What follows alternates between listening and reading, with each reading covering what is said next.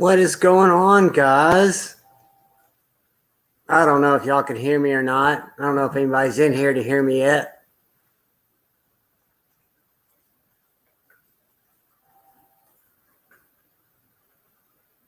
Testing 1, 2, 3.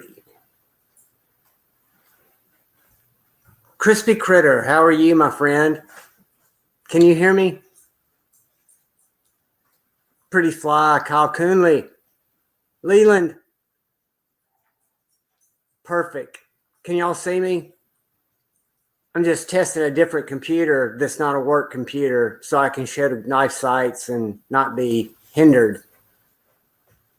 Play on words, hindered. How's everybody doing? Still up late on a Tuesday night, Wednesday morning. Thanks, Kyle. Have I made you a moderator, Kyle? I'm not in StreamYard. Let me see here. I'm going to make Kyle Coonley a moderator. Anybody else who wants to be a moderator. And I'm going to start going live Friday at 8:15 to see kind of what shenanigans we can get into. And have people join me. So it won't be just me and Knives. It'll be other folks. EDC Eyes. Good to see you, man. Pretty Fly. Looks good. Sounds good. That is awesome. I'm glad y'all are awesome. For some reason, it feels like a weekend to me. I decided about 20 minutes ago, whenever I put this tag up, that I wanted to try to get on this computer. Let's see. Awesome. Let me get my chat popped out.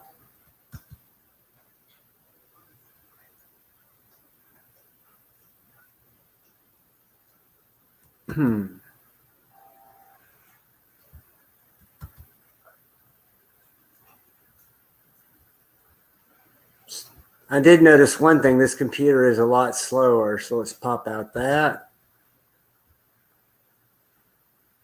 Kill that. Let me go back to this.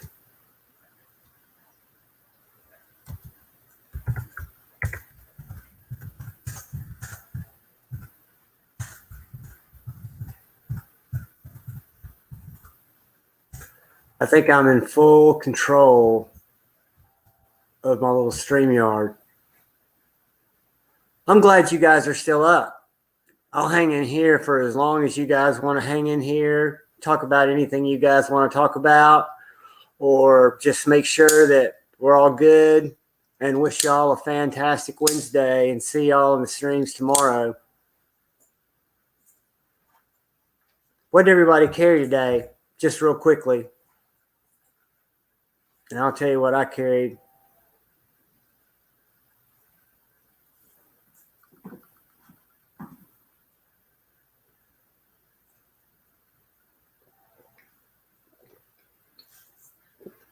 Pretty Fly carried a Towser K. See, this is why I need to have guests on, because I do not know the difference in a Towser K and a Towser S. Is the S just smaller?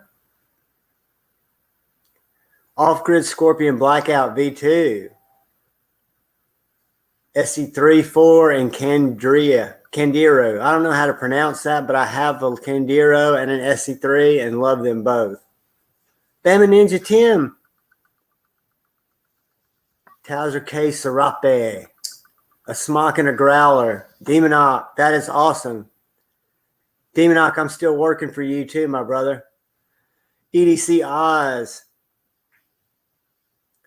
I carried in my pocket my Thick Boy, but then because of my awesome small fixed blade fetish on my belt, I carried my Micro 1 MKM, just a little fixed blade, tiny micarta handle, M390 box opener, string cutter, wear it on a little Kydex belt on my, or Kydex sheath on my back belt. The Tizer S is smaller, and the blade shape's a little more like narrow, right, Kyle? And then in my left pocket, if I can find it, I carried my little Chickadee, which I pulled this out and the fixed blade out more than I pulled out the thick boy today to make cuts. Yeah, Demonoc, the little MKMs are great. I could recommend them to any of my friends, anybody that was looking for a small little fixie.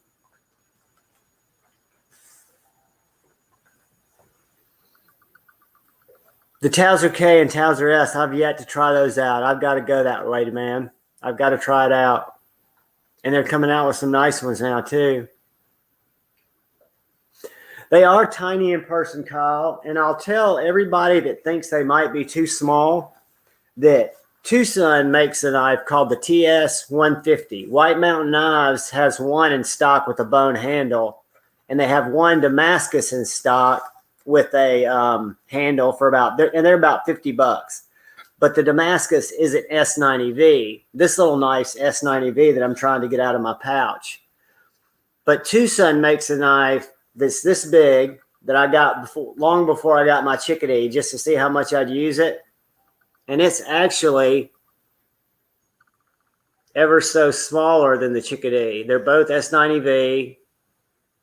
But this is a great little knife, and this little knife was $50 before I put my Lefty 10 code in there. It's the TS-150, and if you guys are interested in trying small fixed blades, the Chickadee does not have jimping. This one does, and you want something that comes in a little sheath that you can put an ulti-clip on. Let me get that's the Kydex sheath that it came in. And I put an ulti-clip on it because I carry it in my pocket like a regular knife. But you can try out a small fixed blade from Tucson. It's the TS-150. They've got several others. The TS-150 is the closest to a Chickadee for less than $50. And White Mountain Knives has two in stock right now. One of them is Damascus. I don't know what it's made out of. The other one is S90V. And then they're out of stock of this little guy. And this one's a little bit bigger than the Chickadee, I think.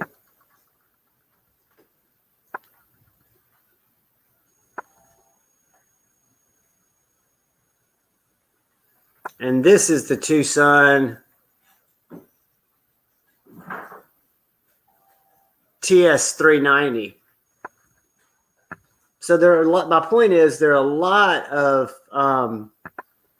small fixies. I get it, Crispy. I mean, for big hands though, for as little the type of cuts that you're going to make, if you can get 2 or 3 fingers on a knife like this that has adequate jimping, you're not going to want to process cardboard with it.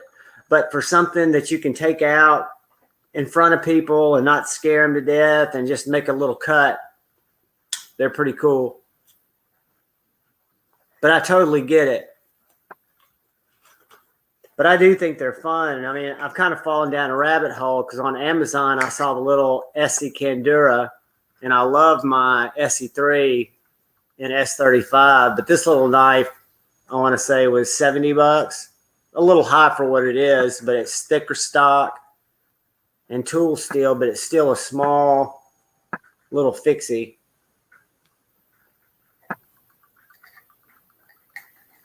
But I've got a White River small game that's more of it's still a small blade, but it's got a longer handle, Crispy, that's more of a full-size handle, and I'd say almost a 5-inch handle. I don't have it in here with me, but I never would think that I would carry a fixed blade as an EDC knife. I never really thought I'd carry more than one knife if I wasn't out in the woods. I was kind of a one-and-done out-the-door guy. But now the MKM, I've got both the Micro 1 and the Micro 2, which is a little sheep's foot. And one of those is always on my belt. Hey, Mark Herrera, whether I'm at the office or anywhere, you don't even see them. Nobody at work notices what they are. And then I've got the Chickadee in this Oak City Leatherwork sheath, which I'm going to get Joe to do something like this for my two sons, but this is an Oak City sheath. And this also has a little Kydex bell sheath, but since I keep my MKM on my belt, I just keep that. I'll drop it in my pocket, and that goes on the outside of my pocket. So I just got it like that in my left pocket. So it's actually, now that I carry these little fixies, I'm carrying 3 blades a day. Again, I don't need 3 blades a day, but hey, what are you going to do? Good to see you, Mark Herrera. And Bama Tim. We got to get together, Tim. We got to have lunch or something soon. We live too close. Or we need to rally over at St. Nick's. I unfortunately get paid day after tomorrow. 229 Tonto with the fiddleback. Okay, so what's that? I need to learn. Fiddleback bear cub? Fiddleback knives?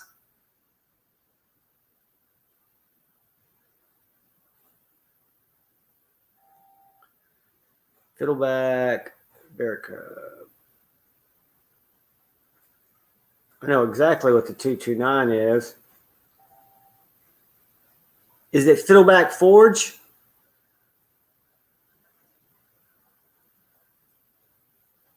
Ooh.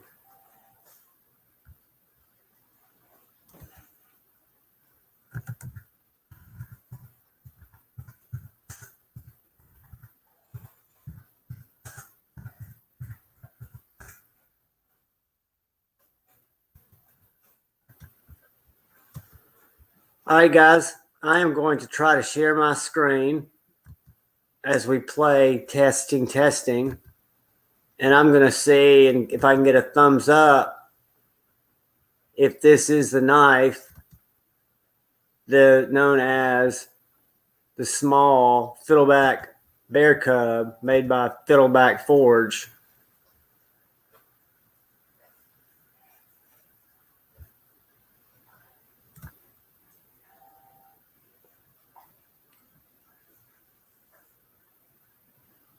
Is that it?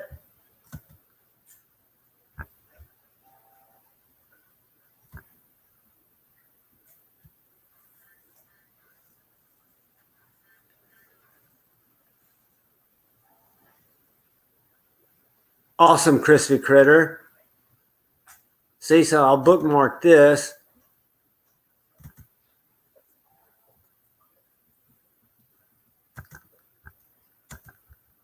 And then I'll be able to go back and find it. So 3.5-inch blade. Did you make a sheath for it? Or does it come with a pretty cool sheath? Is it, when you say the first one, is it this one, Mark? Or Crispy Critter? Well, it keeps moving.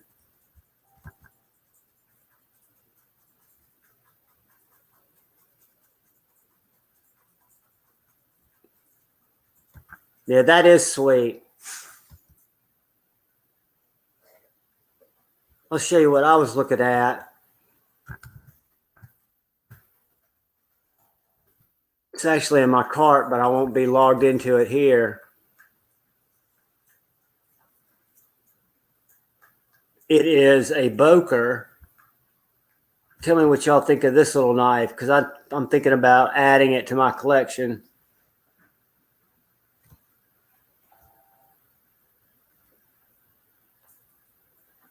Well, this computer's a little slow. I've got some bucks here. I like the Baghdad bullet, but it's not a Tops. Also like the Tops trout or bull trout, I think is what it's called. Hold on, let me show you this knife. And y'all tell me what you think.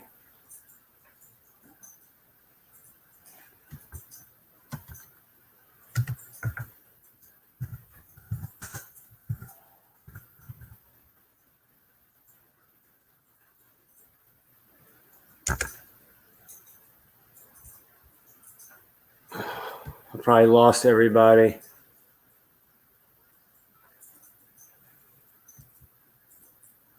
Wait a minute. done a foul. It's the GP Knives.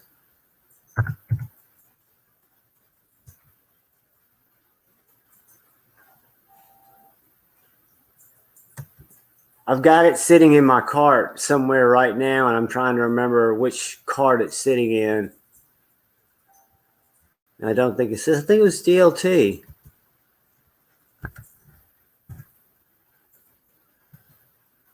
All right. I'm going to go Mom, Dad. It was a new arrival. And I know it didn't sell out because that would just crack me.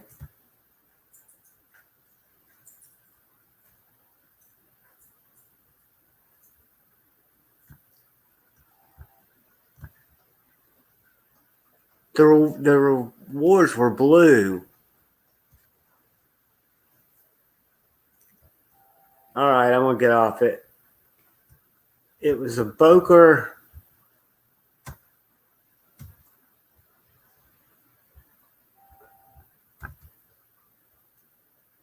Boker Barlow.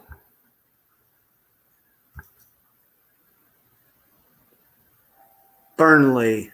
Maybe that's what it was.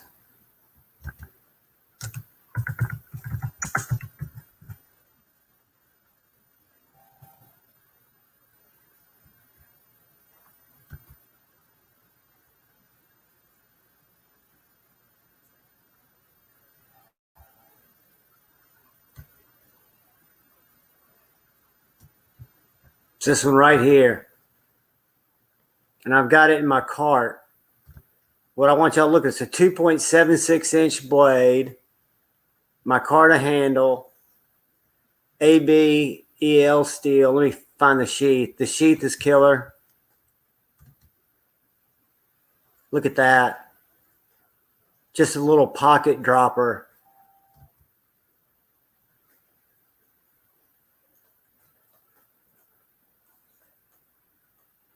They did. They had the Damascus, didn't they? Or did they have that one right there? That's the one I'm thinking about grabbing. Sweet.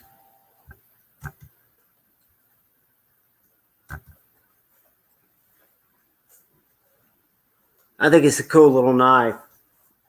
But yeah, I'm getting so much use. I still love my folders, don't get me wrong. And folders I fidget with all day long. But the fixies really get little jobs done for me and my candy EDC light ass.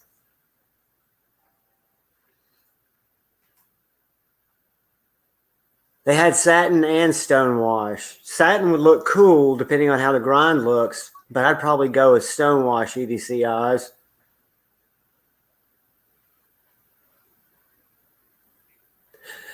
They can demonic, and the grinds can be funky. I think the only Boker I have now, I've actually got two. I've got the everybody's favorite, a Kalishnikov, but mine's an old one. And then I've got a fixed blade Butchcraft knife, and I can't think the Farkas, the Boker Farkas. It's a Boker Plus. And then I've got the little Boker folder that's kind of a rectangle and brass, and it is crappy. I gave it a kind of a slam review.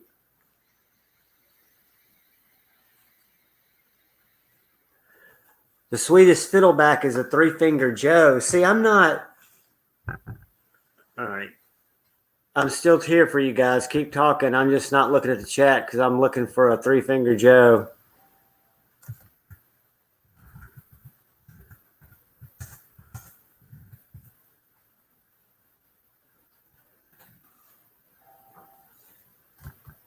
Ooh.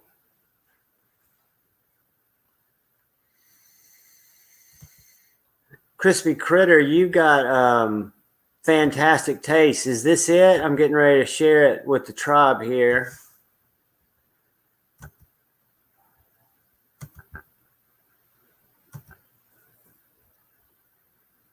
Look at that sexy little knife.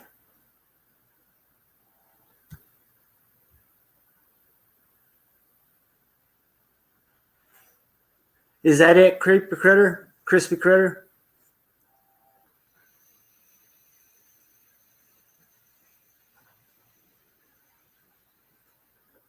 I've never even heard of them, Mark. Manly Patriot?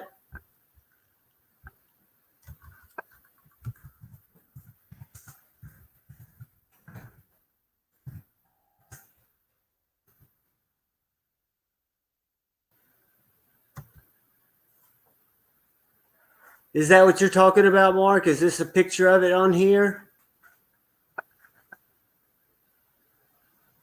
I love a simple fixed blade.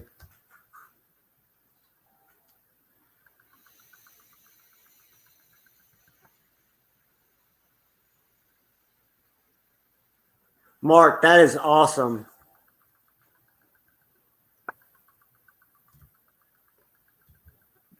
I love learning about new knives.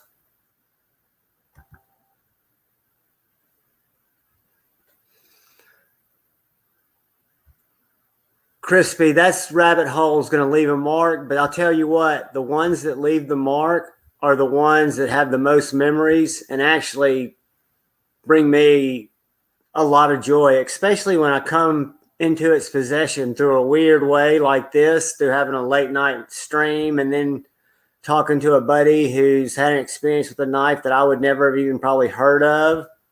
I mean, that blade grind is sick. Deep hollow.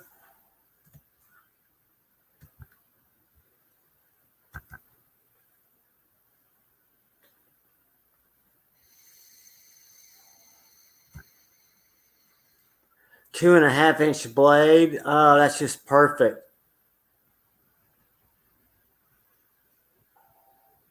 Different blade thicknesses.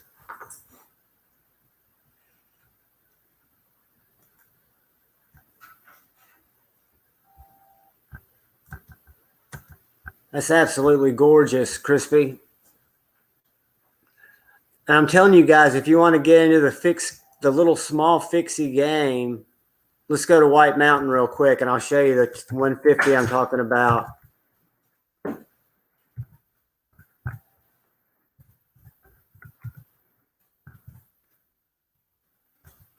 don't have my bookmarks or my Google history on this computer even saved.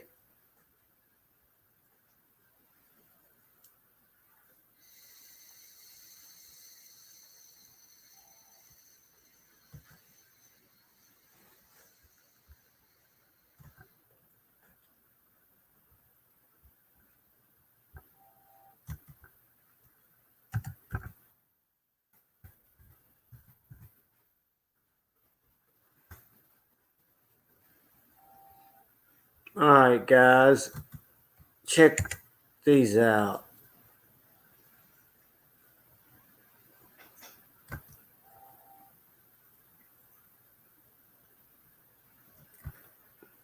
That's the Damascus that's in stock. And I just took my cheap belt clip off that comes with, and I put the Ulti clip on it. But that's 61 bucks before you put your Lefty 10 or your Tri-State 10 or whoever you want to give love to. And these little knives, these other ones are in S90V.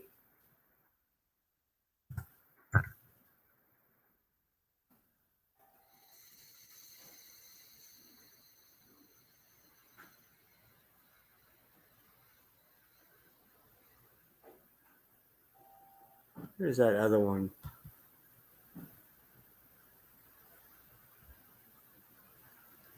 Yeah, this one's 45 bucks, guys, before you put in the discount. I don't know why my computer's going so slow.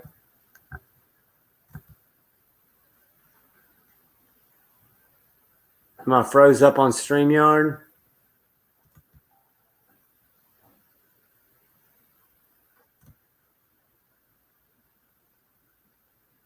That one's Damascus too with the snakewood handle. They have one in stock, unless G-Ball bought it.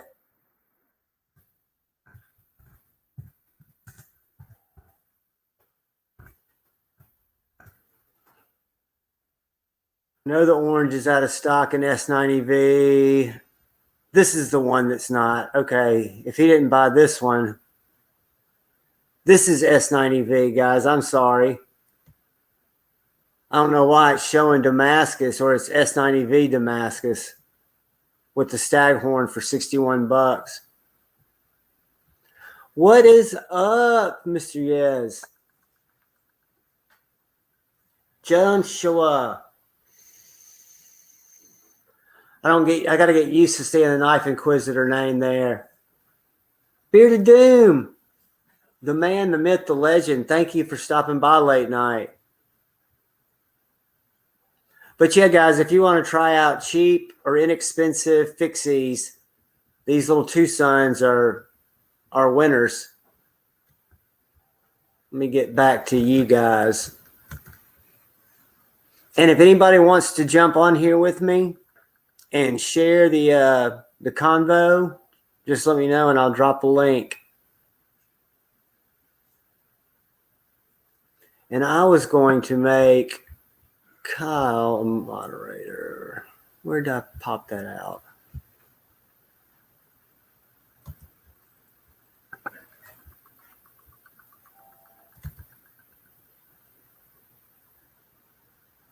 Kyle is a moderator. Let's make ECI.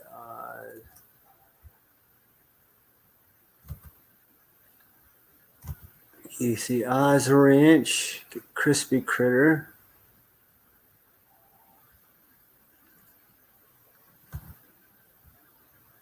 Pretty fly for a knife guy. You're a moderator. Bama Ninja. And this doesn't mean y'all are ever expected to be around anytime I go live, which is going to be on Friday nights at 8:15 Central Time. I tried to find a night that was the most open, and that kind of falls between when people see bees. And I know bees will continue going, and that's perfect. Demonot, you're a moderator. Who else is in here?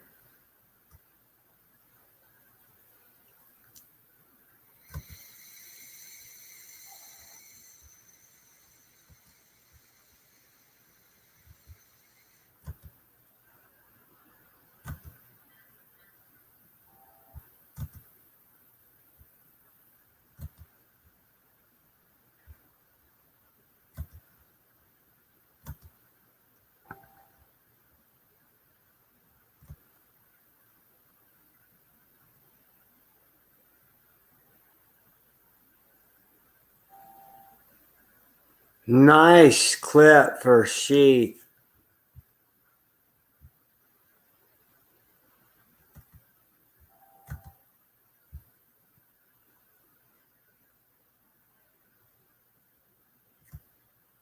Very nice. Thank you, EDC Oz.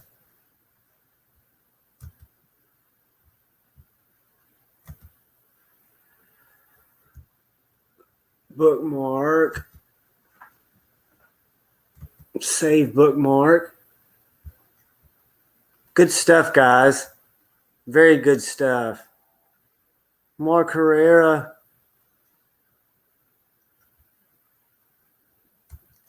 Let me see if Mark's a moderator. Mark's a moderator. Take care, Joshua. Thank you for stopping in, buddy. Hope to see you Friday night. Yeah, that is a very dope clip for a sheath.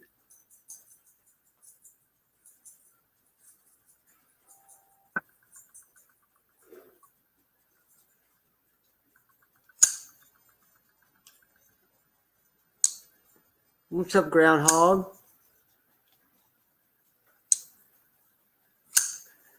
Bearded Doom, I'm going to have to join you in the world of Warcraft one day. I used to play it all the time. I need to upgrade my system.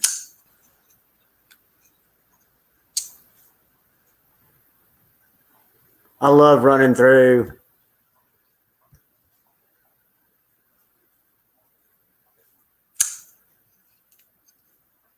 Nuts for Knives. Welcome, buddy. Tuesday night and it feels like a Friday. I'll pay for it tomorrow, but that's okay.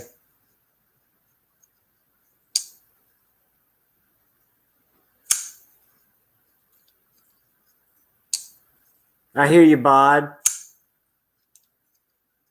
Do you play it on a PC or do you play it on your PlayStation or Xbox? Or a Mac?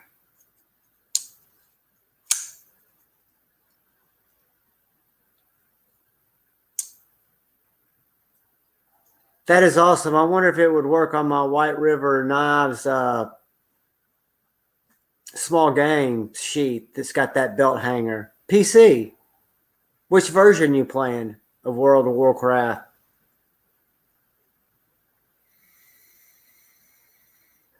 It's funny because I'm getting ready to I got tired of using my work computer that I use every day because it's blocks a lot of knife sites. But this one is old. Atlantic Knives. You know, Atlantic Knives is where I got my CMB Predator. That was one of my top 5 budget knives for 2002.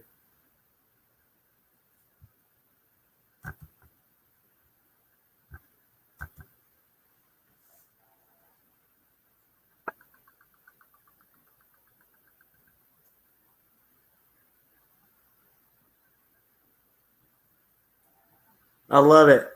All right, Bearded Doom. I'm going to get outfitted and I'm going to come find you in a dungeon.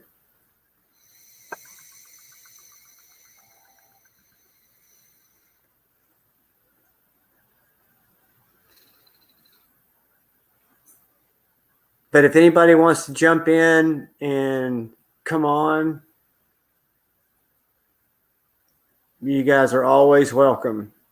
I think I can have up to 5 or 10 people in here at one time.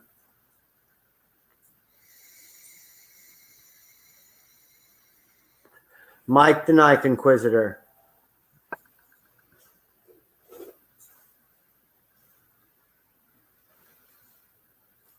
Hold on, guys. I'm looking for this little plug in.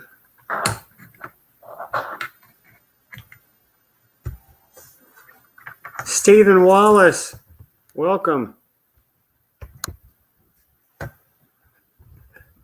No, Horde's the only way to go. If you're not fragging each other, you're not playing. We know we cooperate in real life. We can virtually hunt each other like animals.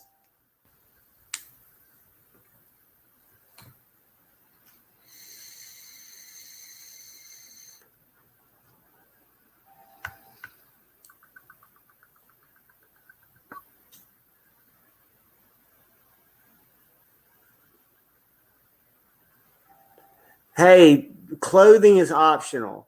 You know what Jeff said? Jeff said I'd have much better lives if I went shirtless.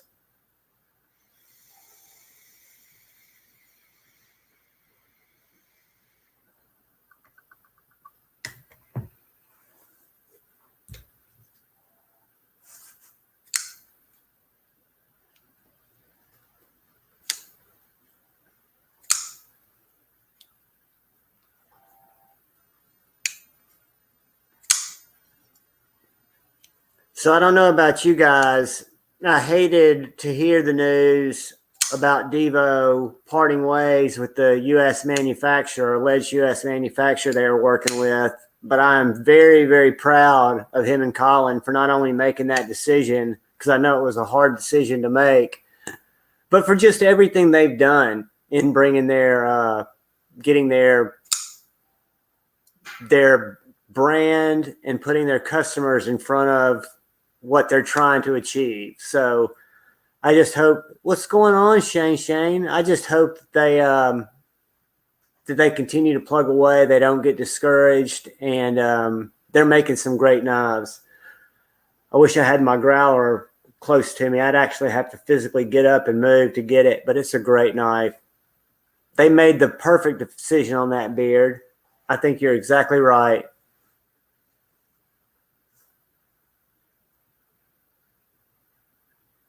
Shane, let me know if you want to jump on, or Beard. I'll happy to drop a link.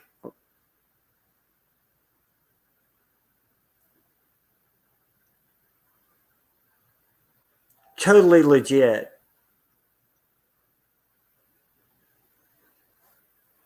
I mean, they've been, from my understanding is, and I don't know all the details, but they've just been trying to get some assurances, because in some of the chat on other reviewers who had talked about the knife and had nice things to say about the knife were questioning where certain parts came from. And they were getting, they being Devo, assurances that no, that's not true. And then my understanding is they found out through a very reputable source that there were components, parts being made overseas. So I'm just proud of them. And I think a lot of character shows, I don't know if y'all saw that they put out dual statements that were exactly the same.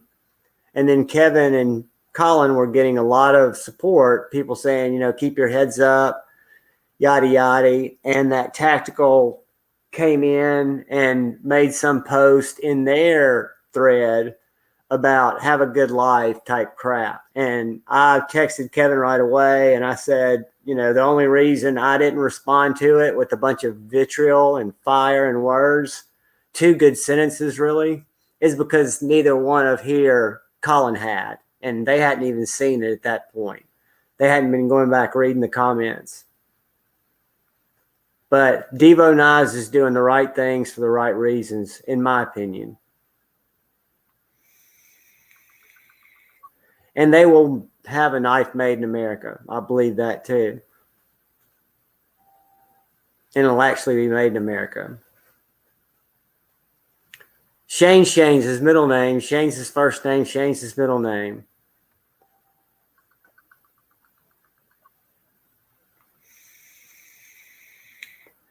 They are dirty little birdies. And if you're not careful, if you get one of these Oak City slips and you carry it in your left pocket like I do, so you're pulling it out reverse, it's just a matter of time before I slice my finger open, because it is so sharp.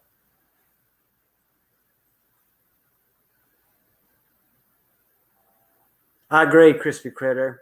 I think they're going to just, like I told Kevin, just keep your eye on the ball, keep your wheels on the high road.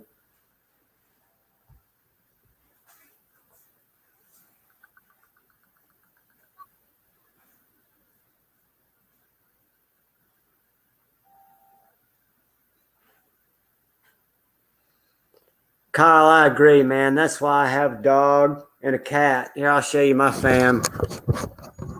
We'll give Grateful Panic love. He's fam too. But that's Ashley. And that's Tip.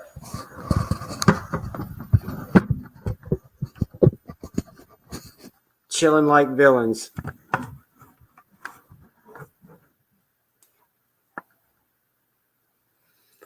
Got the Christmas Olight coming? What do you got coming in? Nuts?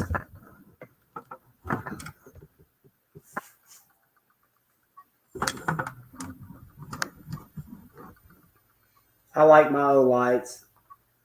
Also like these Martex that come from Countycom.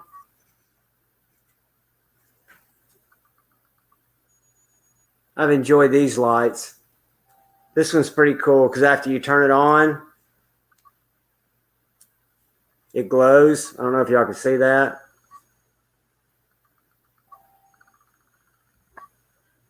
Probably not because of my camera. Let's see if I turn this light off. Can you see it glowing?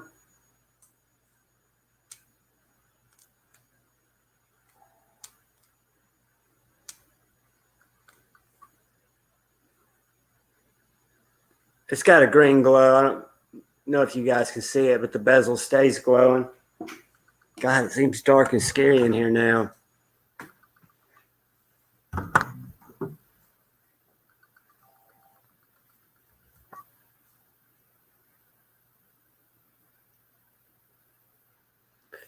Yeah, the cat, Tippy, is at night peaceful, but she is a chipmunk stacking machine. You know, cats just can't get it out of their system. They can't kill enough. They're efficient, though.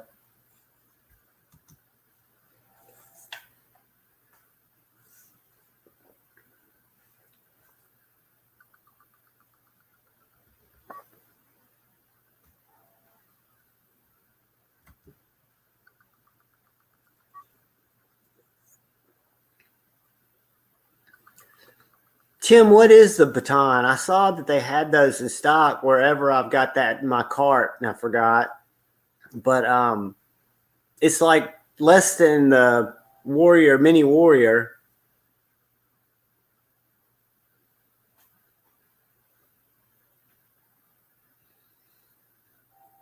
I've got a front porch camera, Shane.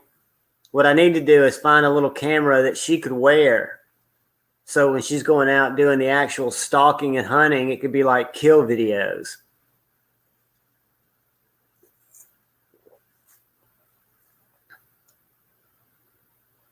Mike Ye, the Knife Inquisitor.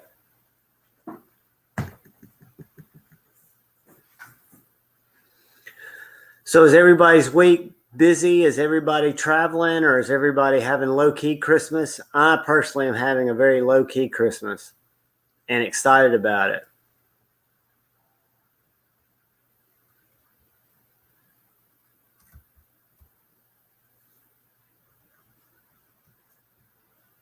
Less is more.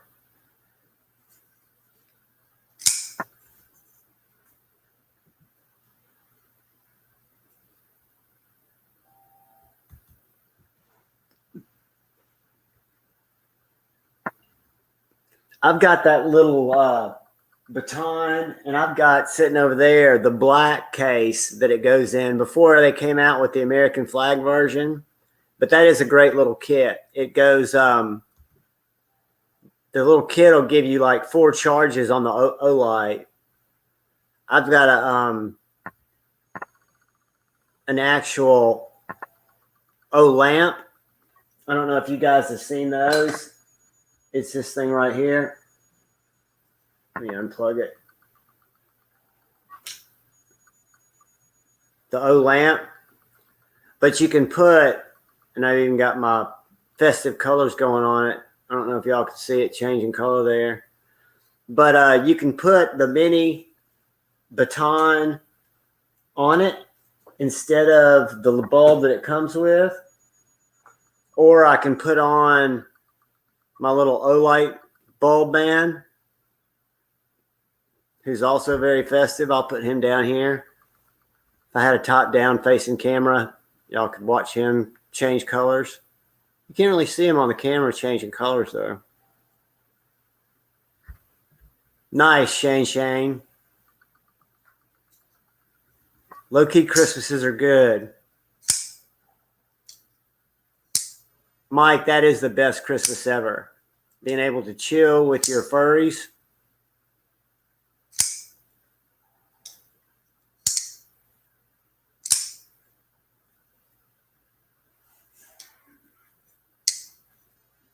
Hear Grateful Panic stirring around. I tried to get him to join me. Everybody's been blowing me off. But again, I knew I was just going to test and go for a few minutes.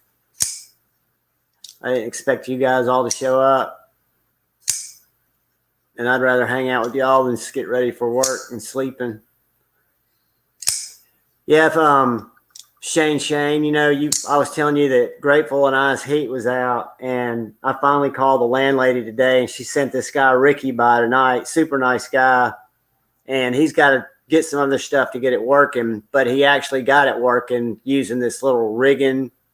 John knew what it was, some box that's like a little fuse box thing that goes in the air conditioner, but it's just an output. Anyway, I'm not an electrician or an AC guy, but we've absolutely got heat. Beard of Doom just released a video, guys. I just got a notification. Go watch Beard of Doom. And if you've not seen Doom Reads from Sunday we are running low on books, but it is an awesome story. It's about a wiggle pickle. I'll leave it at that.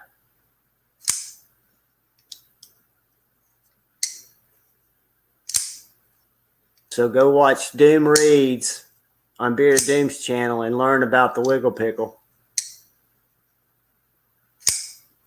Tim, that's not, I hate that she has to work, buddy, but I'm glad you'll get to veg out and be there when she gets home.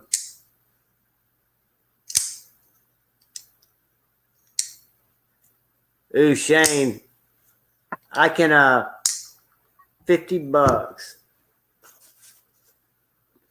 You wouldn't have any use for this, would you?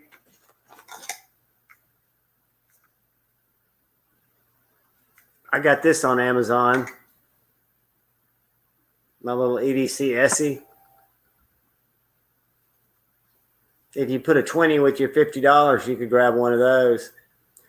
Or what else they've got on Amazon, the full kits that are super cool are the Azulas.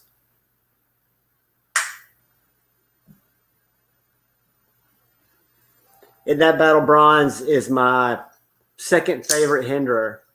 My number one is my Stonewash Bronze Flipperless Eclipse. But this is a great knife. I know I came to the Hinderer game very late, and I'm not a fanboy, but I respect everything that Rick Hinderer does with knives. And the Jurassic's one of my favorites because it fits my hand perfect in Stonewash Blue. The only thing weird about the Jurassic is it's got a late detent. So if I get it right there, whoops, it went past the detent ball, but sometimes it'll double clutch. It wanted double clutch. Hookers and blow are the best. Speaking of hookers and blow, I watched the thing on Chris Farley today that's on YouTube. This little hour-long special, kind of sad, but he got a lot of hookers and blow.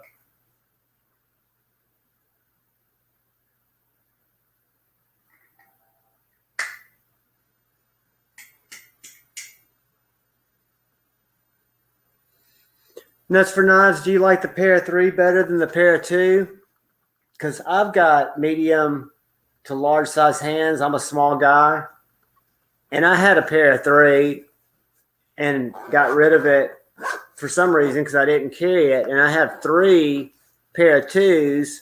And I've had a lot of people tell me that have larger hands than I would that I would really like the pair of 3. And for some reason, it just doesn't jive me as much as a pair of 2. I don't know if you've ever tried a pair of 2, but I wouldn't rule it out if you're a smaller guy. Demonoc, that's exactly what we were just looking at. That's a Spanto.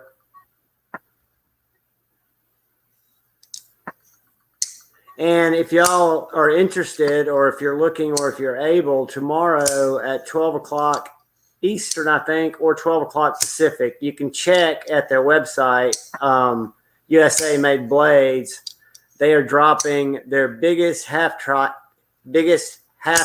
drop yet. That's a tiny knife, under a 3-inch blade, 4 1/4, but it's one that I've wanted for a long time, but I just don't know how much use it'll get. But tomorrow is the day, the 21st, and it's at noon, and you can check on USA Made Blades. Let's see if they've got any info up about it. Let's go right here and look.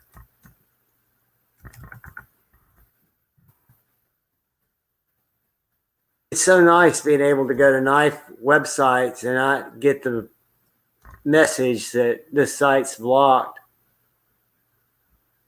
All right, let's share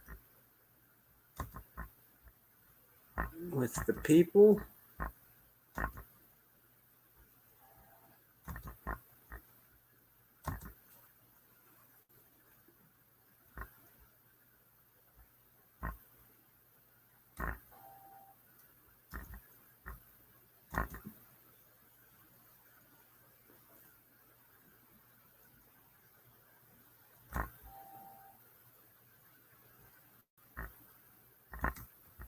Whoops.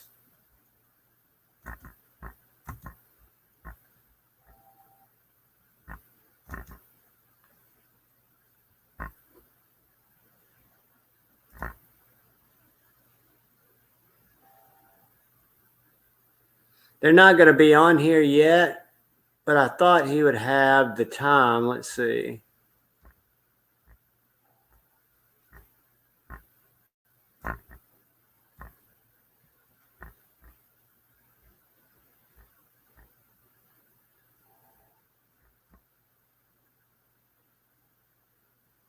All right, let's do this.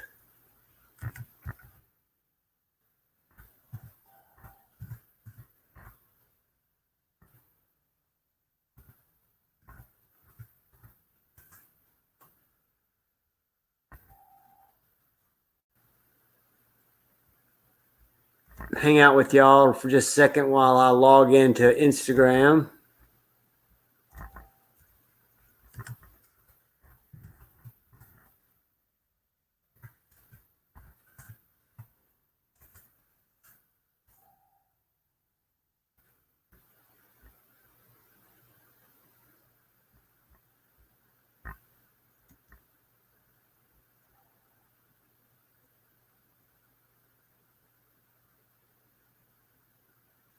I'm not big into Southern Grind either, Shane. RSK, now I'm in for that. I love those.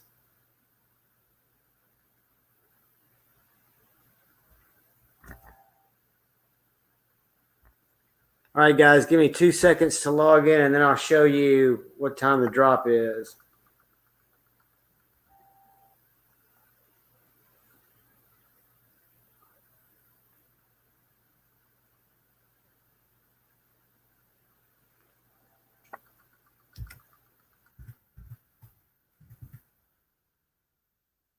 None.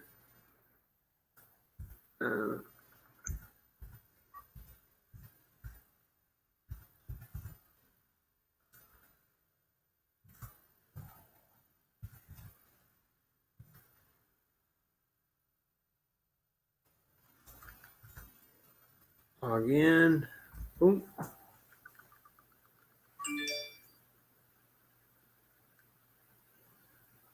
That was me, Instagram.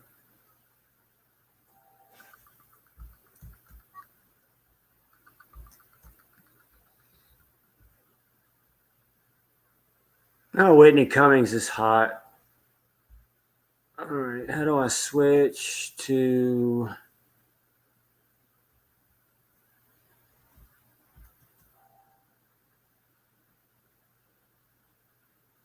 Why is it not showing my John Evans Knife Life?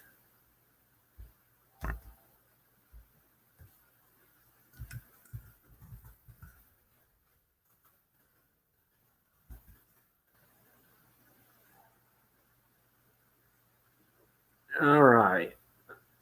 USA Made Blades.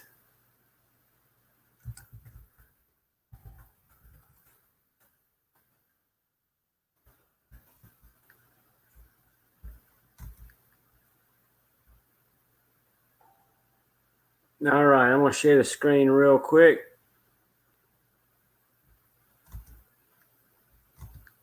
Just to see if I can.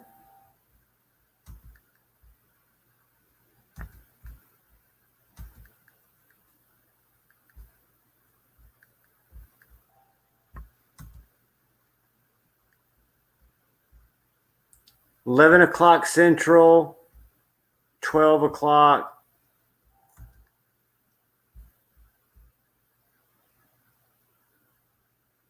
Eastern. Those are sweet little knives, guys. $4.25. And I think they sizzle on USA Made Blades.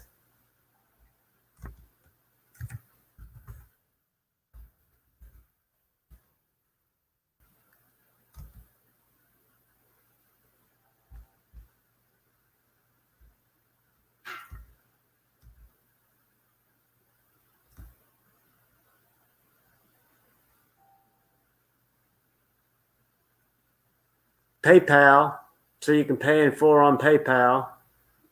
Woot woot.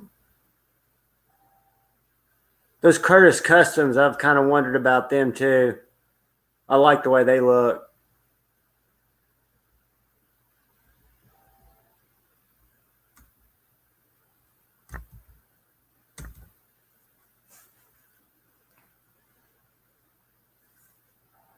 Let's see what EDCI has shared.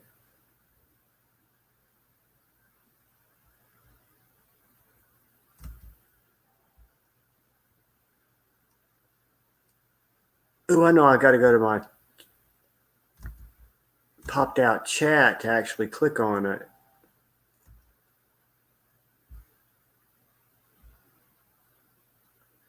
Y'all give these people a follow.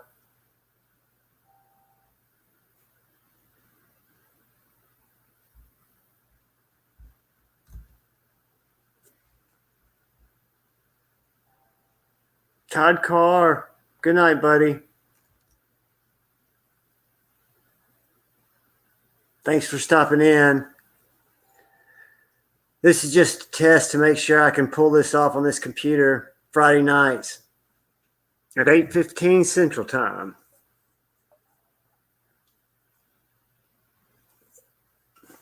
And this week I'm missing my buddies, or the beginning of my buddies' band, the Beastie Boys, are playing. And they are a Beastie Boy cover band, Edgy American. That's Brother Jeff's band. Super Thin and Slicey, do you have a sea snake yet?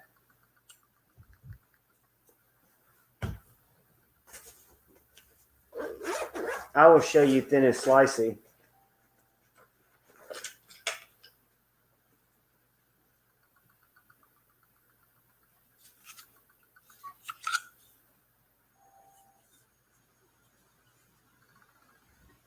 I don't know why that's getting so much glare on that knife.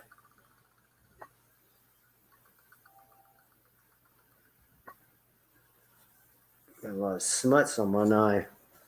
But the sea snake is super thin and slicey. I think I cut up my whole coupon book, but I can cut up my field notes.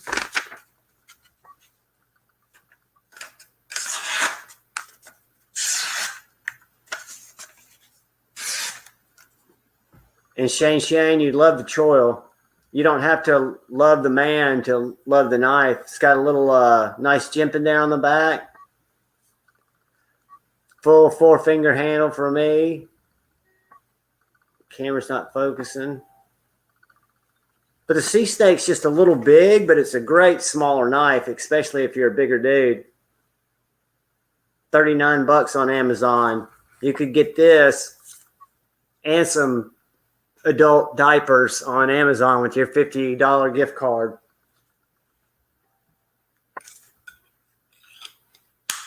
It's a great value, guys. It really is. I put the Ulti-Clip on it. I don't know how much I like the Ulti-Clip. I think it needs to go a little lower, and it doesn't really want to go lower without going too far down in your pocket. But this knife also carries really well with those leather straps or those plastic straps you can get on Amazon for like $12 that you can then wear it, scout carry on your belt, like this little guy. My little MKM, that's where it rides.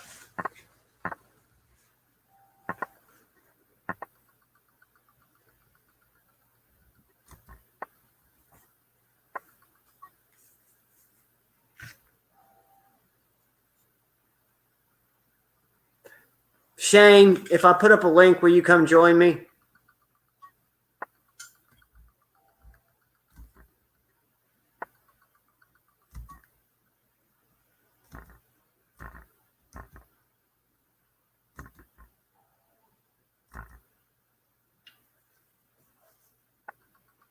He's only getting 5% of that $39 or less.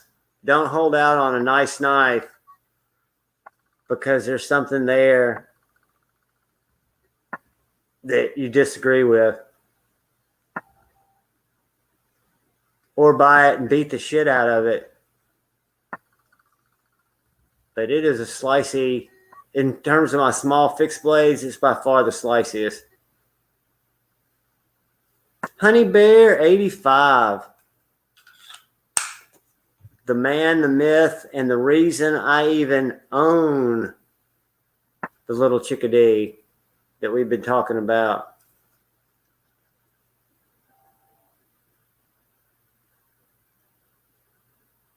I love this little knife and this Oak City sheath. It lives in my left pocket, Honey Bear, and then I carry my folder in my right pocket like I always have. And I've started carrying an MKM Micro on my belt. I either carry the 1, which is the drop point, or I carry the 2, which is a little sheep's foot. And that's what I use. I find myself using it more than I use my folders just because it's easier to get to, easier to deploy. Stephen Wallace.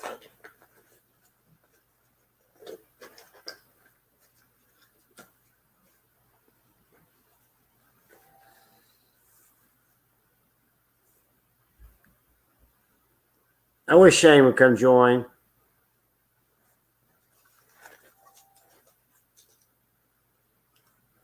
No, he's got his group of play friends. He doesn't play with me. He just picks on me.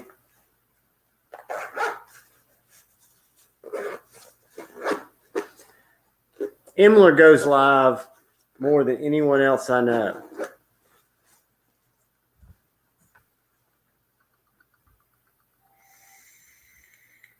There's a lot to be said for the law of diminishing returns. That first piece of pizza is better than the 12th piece of pizza.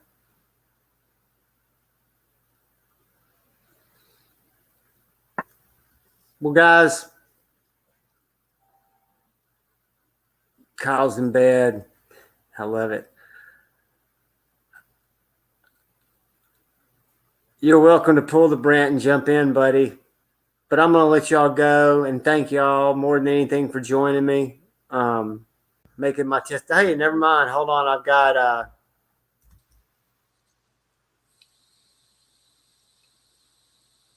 what's up, Shane? What's going on, guys? I told you I was naked. You asked for it. I can't hear you. Oh, can you not?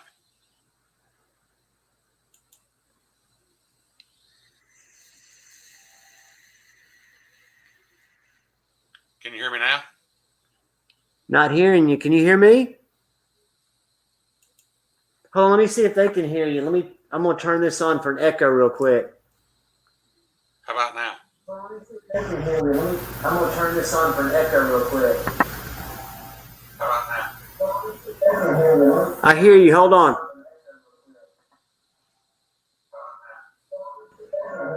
I hear you. Hold on. It should be working.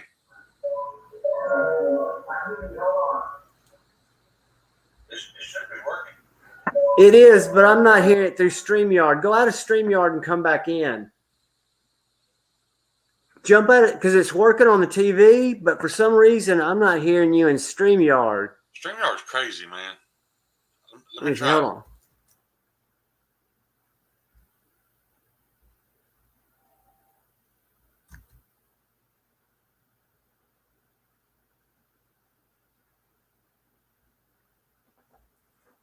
Where's Shane go?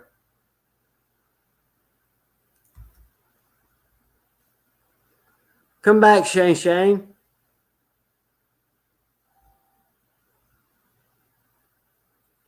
Shane, the audience could hear you. I just couldn't hear you in StreamYard. There you are. Is it working now? I know what the problem is. Hold on.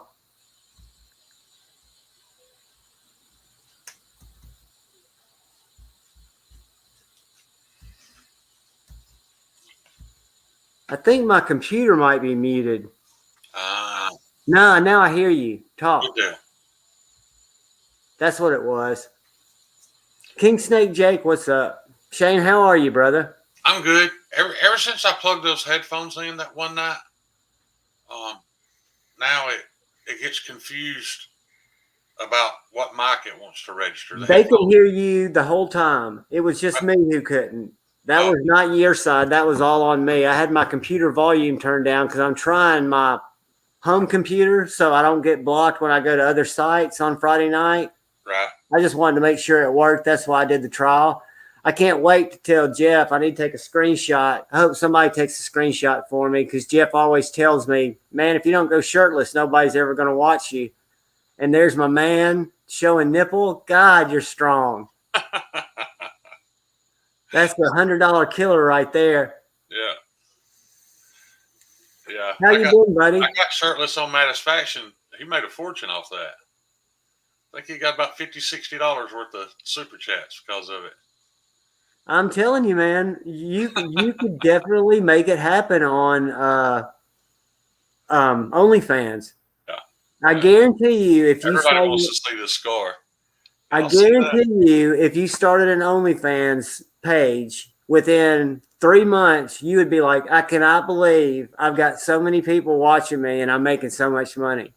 I guarantee you. I don't know about that. I guarantee you. There's only one way to find out. Put it this way.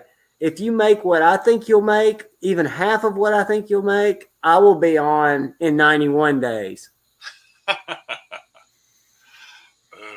Whether it's just feet videos or cat videos or Dude, I'm telling you, man, I think you're missing a huge opportunity. If you just started posting just shorts, or when that cat comes up on the porch and drops the dead animals, I think it would blow up, dude. Because it's That's every true. day, isn't it? I It could, literally oh yeah, it could be. I could do. I every could time do I go one to a day. John's house, when I walk up on the porch, there's a dead headless animal laying there. And then when you go in, that cat it'll climb up in your lap and purr and let you pet it. It's the sweetest thing. And it's an absolute killing machine. It is a killing machine. They're efficient hunters, man. Yeah. We've got a couple, but they're indoors and they're assholes and I hate them. I'm not a cat guy. Like, yours is the only cat I've ever been around that I'd actually like to have.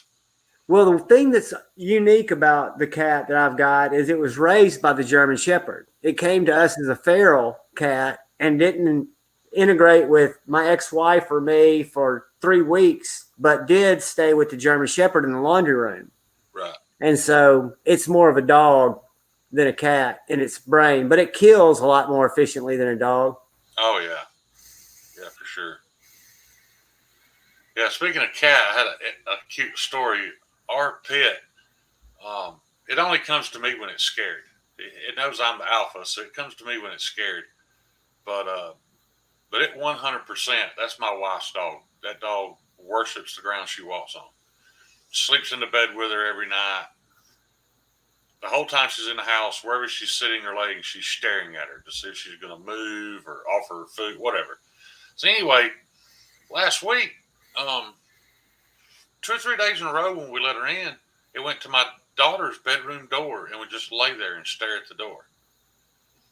And it was actually hurting my wife's feelings because the dog typically doesn't like to sleep with Katie. It always wants to sleep with Amber. And she thought, the dog had changed favorite people. And then we found out that our daughter had snuck a kitten in the house, was hiding it in the closet until she found it a home.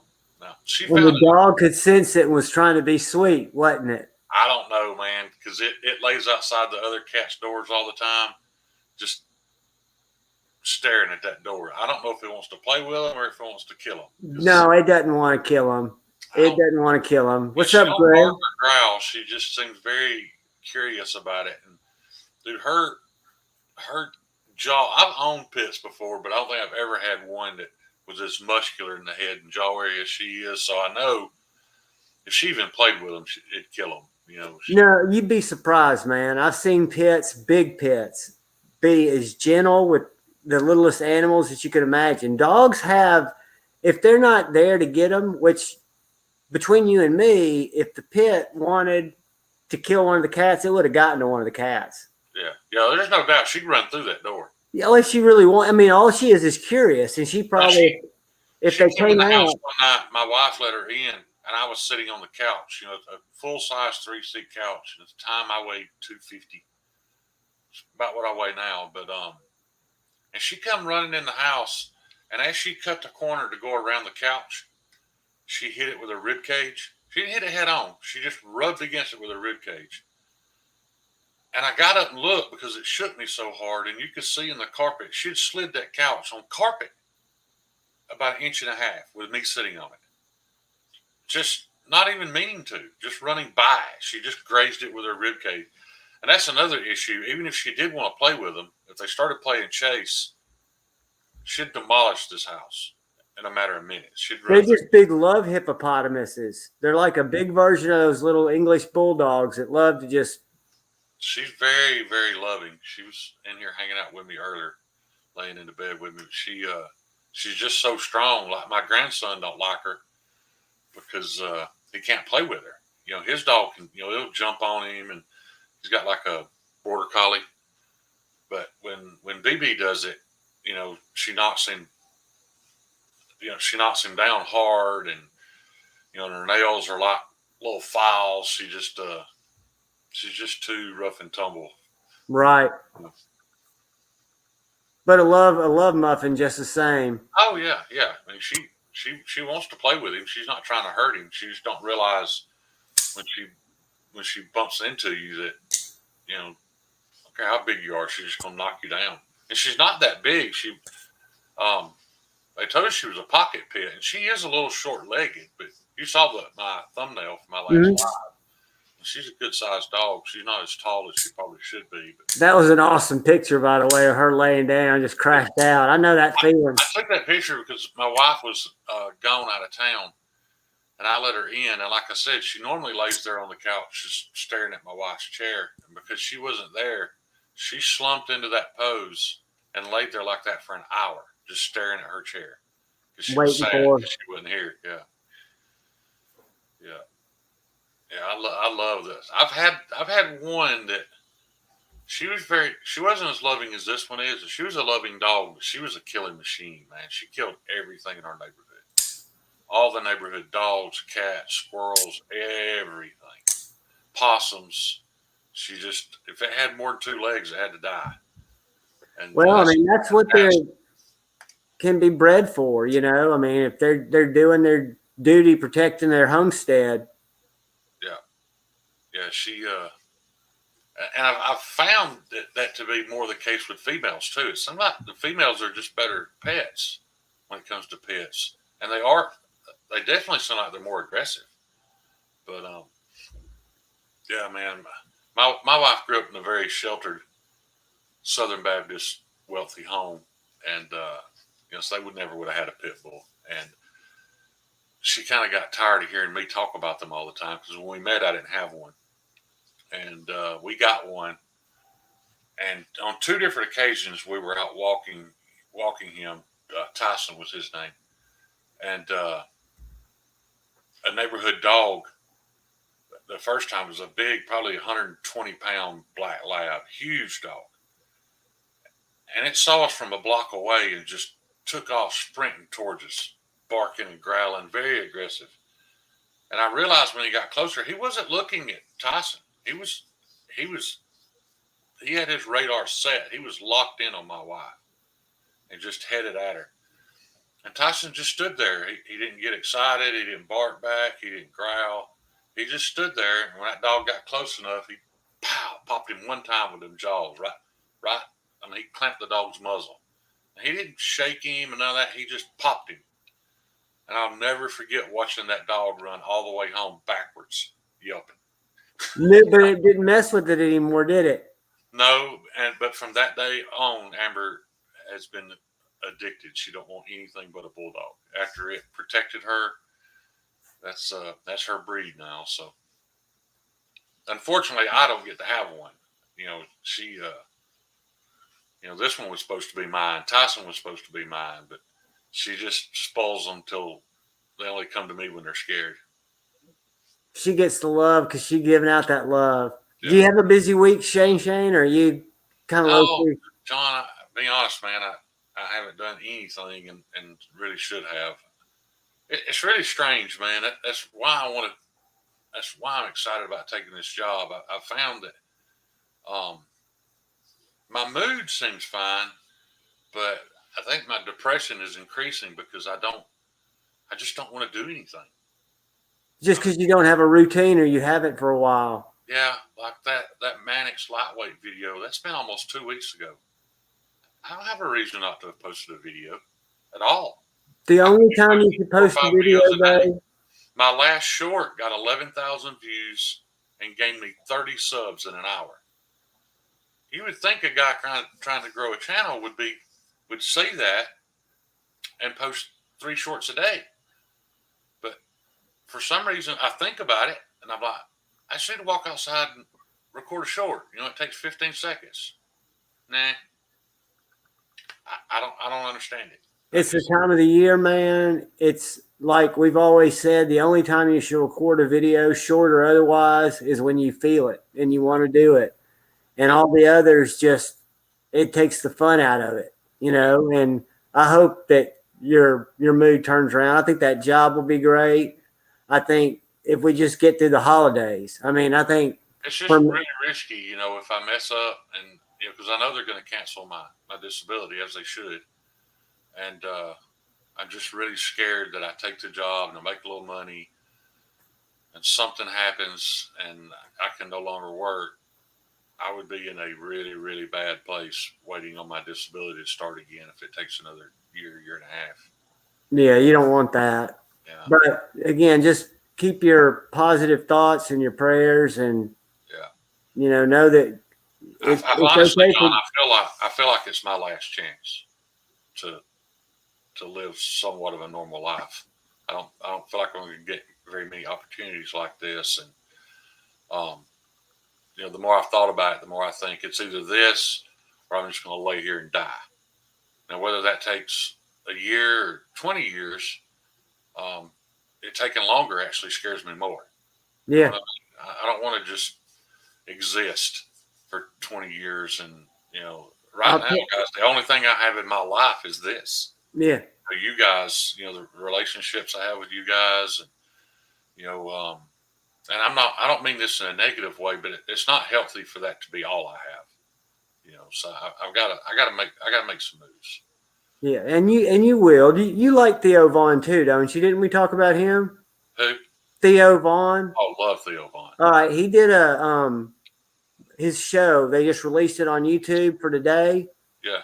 And it's just him talking, and he's giving thoughts about the year and how fast the year went by, and he does this little rant about time and how he's always waiting for things to be right. Like you want to put on your shoes before you go across the yard to grandma's to eat cornbread, when you should just go eat cornbread. That we spend a lot of time waiting for things to be right, for the risk to be gone before we do things, and we spend our whole life doing that instead of living. Watch him tonight if you get a chance, because it's funny. I will. I don't miss a whole lot of Theo Vaughn content. It's funny. The first 5 minutes, you'll be crying. Did you watch his podcast with Mike Rowe? What's that? Did you watch his podcast with Mike Yeah. Rowe? I never imagined those two would have the chemistry that they did. But I think everybody has chemistry with him. Yeah, they were perfect together, man. They just fed off each other. It was pretty amazing to watch. But it'll have you laughing, and it'll also get you fired up about knowing that, you know, this is a time to do it. Right. You know, and don't worry about the other. My channel, I don't know if you remembered, you know, I hinted about it and toyed with the thought for weeks, months even. You know, oh, yeah. Well, when I get some money, you know, I'll buy me a better camera and some better lights and all this, and kept talking about it. And finally, Grumpy Grunt was like, just fucking do it, Shane. Just turn your phone on and do it, you know. And I'm sure he wasn't the only one, but it just happened to be that particular message, you know, that really hit home. And I was like, all right, you know, I'll just make a video. If it sucks, it sucks. And I'm sure it did, but you know, you know, that's all it takes is, you know, you just got to get off your ass and do it. You know, I've always been, you know, very active and very social, and, you know, I love social settings. And, you know, that's what's weird is that I'm struggling to do things that I want to do, not physically. I'm just struggling to make myself do them.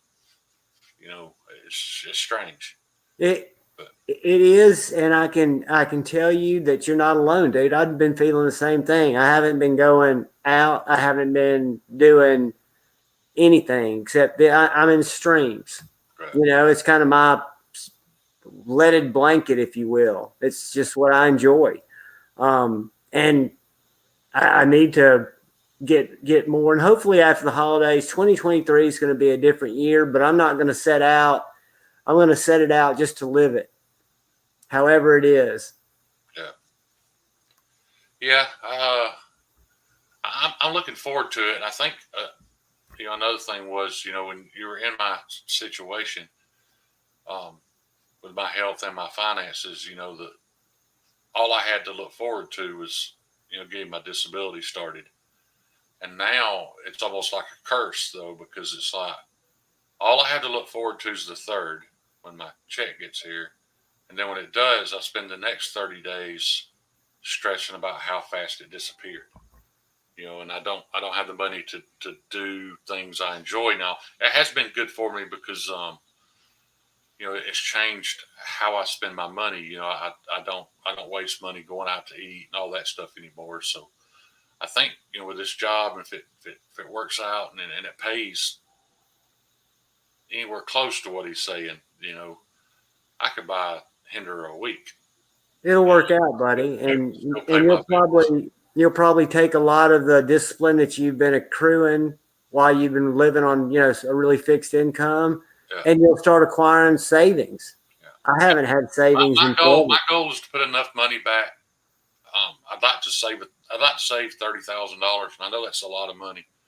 But the reason behind that is if I ever do have to reapply for my disability, I want to have that to live off of, because that's about what a year and a half's worth of disability is, maybe a little more. But my biggest goal really, dudes, I really want to take my grandson on a cross country train trip. I want to go to the Pacific Northwest. I want to stop. I want to go to the Grand Tetons. I want to go to Yosemite, all these places. I just want him to see all that. I want to know that I made sure he got to see all that and know that there's more out there than just hanging around Gaston, Alabama. I love this place, but I don't want him to. I don't want to be laying in a box 6 foot under and have to think that he missed out on something because he didn't know what was there. Well, and it's such a great living experience for you and him. Yeah. I mean, to share that together. And he's old enough now where he can really appreciate it and have a good time. He's 7, about to turn 8. Very curious, loves the outdoors. So, I would do it in a vehicle, but man, I can't. It's rough on me to drive any more than 6 hours at a time. I could probably do 6 hours, rest for 3 or 4, and do another 6. But about 6 hours a day is what I limit myself to. And, that'd be tough driving that far. And then, you've got to rent a hotel or camp or whatever. But it's going to take some money, but I'm really looking forward to it. Yeah, and I like the way you say that. It'll happen, dude, and the job will work out. Your jitters will go past, and this time next year it'll be a totally different situation. Yeah, it is strange how we find things, to fill these voids, and like Bama's talking about there, and I was in the same shape when I found you guys, but I depend on y'all too much too. I mean, it's not healthy for this to be all I have. And back last year I had a very fun 3 or 4 months, and it took me a little while to realize though that was a filler too. You know what I mean? It was like you said, it was a weighted blanket. Made me feel a little better about myself, but I gotta get at it. Well, and that's the thing that you'll love the humor that Theo brings today, but you'll also love the message because he echoes the same thing that we're all feeling. And he's somebody that you would think would have none of the worries that we have because he's got the security, right? But he has the same insecurities. He has the same can't connect with people on a social deep level. And he talks about that shit, But, he dated Hannah Varian for a little bit. Yeah. And he that didn't work out because he didn't feel like he was a good enough person for her. Mm-hmm. That's gotta suck, Well, if you don't feel worthy, even though everybody around you thinks you're a star, yeah. and you don't feel worthy enough to be deserving of something as needed as love. Yeah. I went to see Theo at the Tabernacle in Atlanta, which was great. But me and my wife went and see him on a Friday night. But her and her brother had just saw him the night before in Birmingham. And the Birmingham show, it was one of those fillers, where they're between towns. So the tickets were cheaper. So she got VIP passes and got to go backstage and meet him. And she's got pictures of her and Theo. But it's strange because she discovered Theo Vaughn. And as she started watching the This Past Weekend podcast, Yeah. And it's not her kind of music at all. I mean, at all. But the theme song for This Past Weekend, that Shine by Bishop Gunn, I love it. That got her interested in Bishop Gunn. And she walked in my room one day. It was after my heart surgery. I still had staples in my chest, could barely move. And she's like, hey, I want you to listen to this. And she turned on Bishop Gunn's Making It. Actually, it's just Making It, Makinit. And John, 30 seconds into that song, I was squalling. Like, I've never had anything speak to me like that song did. And we found out they were going to be in Huntsville like a week later. So we went to, is it Sidetracks? Is that the name of it? Yeah. Yeah. We went to Sidetracks and saw Bishop Gunn. I wish I'd known that. I'm right down the street from Sidetracks. It was amazing, man. They did but they're broke up now. So. But yeah, that whole Bishop Gunn album, Natchez, every song on it's a banger. And it's not my kind of music. I don't know what you call it. It's kind of a southern rock, I guess. Kind of a southern blues rock, maybe. Yeah. I follow him on Spotify. It took me a while to nail down his voice. Well, it took me a time to find him. First of all, who it was. Grateful Panic helped me find the singer, but I did not think he was going to be a white guy. No, he's a modern day white Otis Redding. Yes, he is. Yeah. He really is. Sounds a lot like Otis Redding. Incredible voice, but they broke up. Apparently, he had some ego. Mike, you're exactly right. What did Mike say? He says that money takes away the financial stresses, but definitely doesn't buy happiness. You're right, but it, you're 100% correct. But it's also required to be able to do certain things in life, And I've got things that I haven't accomplished, things I haven't finished, and I need some money to do those. So, yeah. You'll get it, brother. I know that. Yeah. It's out there. Yeah, I'm looking forward to it. I just, I don't know. I lay here and doubt myself every day, though. When you do that, you need to put a damn camera on you and have your OnlyFans going. And then you won't doubt yourself for more than, I'm telling you, in 30 days, you'll see enough money to go, God dang. Disability will never find out about this. Nobody wants to see me naked, John. I look like a medical experiment. You can't see it all, but this scar is probably 12 inches long. And then there's a gap of about an inch. And the next scar goes all the way to my belly button. Then from my belly button to my right side's about a 10-inch long scar. And then, so this one from my heart surgery. The one below it was from when I had kidney cancer and they took my kidney out. The one to the right is where the military took my appendix out. And then I've got all these small scars over here from all the tubes, where they cut you to insert the tubes. Yeah, so. I'm telling you, there's fans out there for you, buddy. I'm sorry, Kyle. I hope you get through it, bro. It is a tough time, and losing people we love just fucking sucks. Yeah. I had a rough time when my dad passed away. Not everybody knows my story. I've thought about doing a separate channel on kind of my mental health journey, and I'd have plenty of content, no doubt about that. But my dad was an absolute monster. He snatched the innocence out of more pubescent females than I can count, and ended up in prison. And it was really strange because I hated his guts.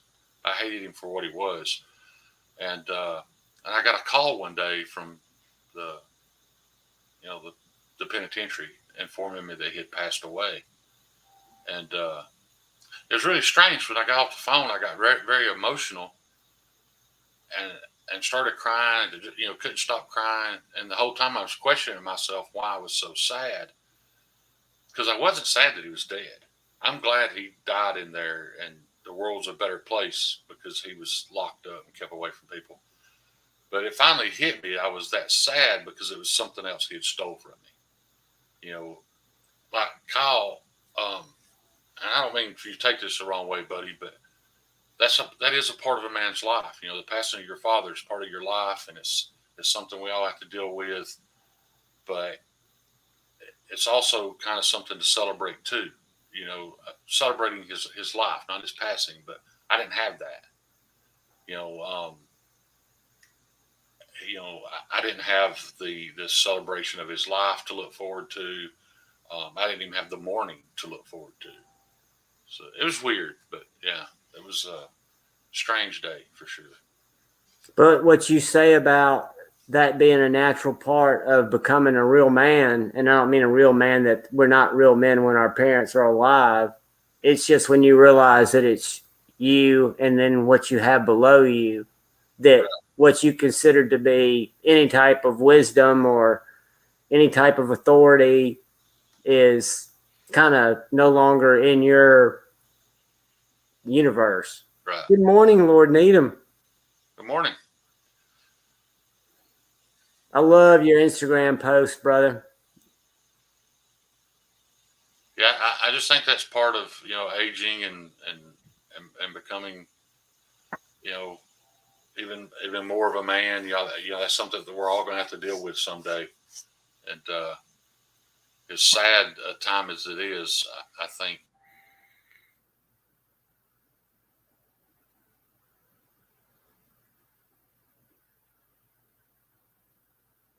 Shane's freezing up, and he was right in the middle of a good thought. Say that again, Shane. You froze up. I was just saying, you know, that as sad as it is part of maturing, you know, as a man, and it's something that we all have to deal with, and it does change you. But you know, I don't think people realize how sad it is when you don't have that. You know, when all you have to look back on is, you know, are negatives and Hate and anger and things that you can't make your heart release because you didn't get a chance to ever get closure. right. I don't know how you get closure from something like that. You know, You just survive, brother, and that's why I love you, and you know the community loves you, and you just are you, and you've taken shit and you've made something that is really a beam of kindness and love. So that is a victory, no matter what else happens. that made me feel really good. My oldest daughter, who was in my live chat, not this past one before that, she had made a post on I don't remember if it was Instagram or Facebook, and she didn't tag me in it. She didn't tell me about it. I had to find out about it later on, but it was just a post pretty much, you know, thanking me for the fact that, you know, that she got to grow up in a safe space, you know, and she didn't realize how important that was when she was a child, you know, but, you know, that it all did affect me. You know, I mean, if you wanted to spend the night with my kids, you came to my house. You know? Buddy, that is such validation for everything that you've accomplished. You can't accomplish anything more rich than that. Right. I mean, to come across a post like that and to know that it's factual, but then to know that it made such an impact is beautiful. Right. I mean, that's really what it's all about. Yeah, because man, you never know. You know, anybody that ever met, man, I'm kind of feeling bad now. I've kind of brought your live stream into just. No, dude, this is a test. We're all about to go to bed. You keep going. Just to tell you though, man, anybody that ever met my dad would tell you he was one of the nicest guys you ever. He was just extremely likable. He had a great personality, and that's what what really shook me, when you hear the stories of things that he did, you would expect him to have a tail and horns and, swastika tattoo, something, but it wasn't like that. And that's what, and it did make me very untrusting of people, to see that a guy with that kind of personality could be that dark. And, Understandably so. yeah. Because, I man, mean, you'll never know. it would to any man, must not to mention any kid that's grown up with that and Right. come to the conclusions and realizations that you came to, and it's just Yeah, it was sad growing up watching all those girls too, because John, not a single one of them have a good life. It affected all of them so negatively that their lives were just tragic. I mean, tragic lives. Every single one of them, because he wasn't a how do I put this without YouTube getting mad? He didn't forcibly do anything. He would convince these girls that that's how you showed love. So in other words, he psychologically manipulated them. yeah. I don't think they ever got over it. It doesn't appear as if anyway. But you have no responsibility in that, and you're a testament to the fact that that's not a cycle that cannot be broken. I mean, you're an absolute survivor and good dad, good grandpa, and dude, that's just kudos. Right. Statistically, you shouldn't be. Well, I had a really good mom, man. She worked literally. Everybody thinks I exaggerate when I say this, but she worked 78 hours a week. She would work 80, but she was limited, and she worked 78 hours a week to provide for us, and we were still dirt poor. These kids nowadays don't know what poor is, but literally, I remember our house had a floor furnace. And I don't know if you know how horrible those things are at heating a home, but they suck. And we lived in a rural area, so we had the huge propane tank out in the yard. And that stuff's expensive. Yeah, to have them come fill it up. Yeah. And my mom would literally buy $150 worth of propane, which was a half a tank, during the winter. And we didn't turn the heater on at all during the day. So if you're at home during the day, you're in the house with layers on, trying to stay warm. And then when the temperature started to drop for wintertime, we would actually move her mattress, because she had a king size mattress. We'd move her mattress into the dining room, because that's where the furnace was. Yeah. And the three of us, me, her, and my little sister, we slept on that mattress together every winter till I graduated high school, went off into the military. That's how poor we were. I've told the story before. It's strange as a kid that you don't know you're poor. But I remember when it registered my head, because I remember my sister came to me one evening, and told me that she was hungry. I had to feed her every night because my mom was at work. And, I don't even know why you open the refrigerator when you looked at it 2 hours ago. There's nothing in there. But I went and looked, was trying to figure out what to feed her, and I made her a ketchup sandwich. It was literally just 2 pieces of bread with ketchup in it. Fortunately, she liked ketchup sandwiches. But it didn't really click in my head how poor we were until I thought about the fact that was the third night in a row I had fed her a ketchup sandwich. Because it was all we had. So yeah, people have no idea what being poor is nowadays. I don't think. I mean, you can live better than we lived purely off government assistance now. No, but you get a lot more than assistance when you have to go through it. I can imagine you get character, you get gratitude, you get things that are more valuable than a lot of the material things, even currency. Right. Yep. Yep. That's the old saying. You remember how the old saying goes? Hard times make hard men. Hard men make easy times. Easy times make soft men. Word. We're in that phase now. The easy times have made soft men, and We got some hard times to come. There ain't no doubt in my mind. You know, I don't want to turn this into that, but it's The scary. strong will rise up and the character will be chiseled out like it always is in hard times. And the herd will thin. Yeah. Sharp guy. No, sharp guy. I warned John that I was naked and couldn't go live with him.